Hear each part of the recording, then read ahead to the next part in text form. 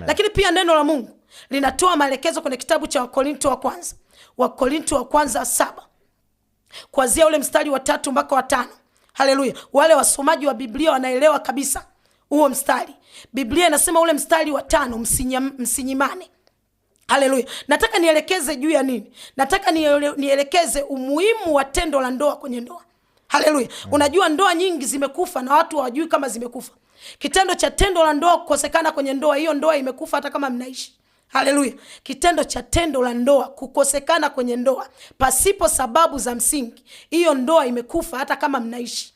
Haleluya. Kwa sababu tendo la ndoa ndio linaloimarisha ndoa ili izidi kuwa imara, ndio inaochochea upendo kwenye ndoa.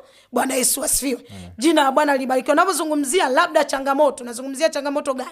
Aidha mmoja anaumwa, aidha mmoja amesafiri, aidha mmoja mpata changamoto ya aina yoyote. Haleluya. Lakini pasipo sababu, eti mtu tu hajisikii. Bwana Yesu asifiwe. Hilo ni tatizo na unaua ndoa kwa mikono yako mwenyewe.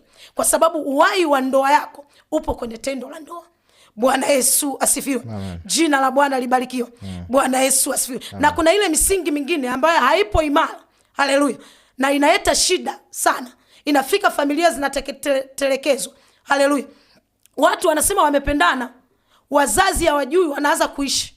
Haleluya. Zile taratibu hazijafuatwa za mwanaume kwenda kujionyesha kwa huyu binti aliyempenda. Haleluya. Na kufanya maagano kwa ajili ya kuanza kuishi. Watu wanaanza kuishi tu. Leo anaenda kwa kijana, kesho anaenda na nguo 2, kesho kutu anaenda na begi. Wanaanza kuishi.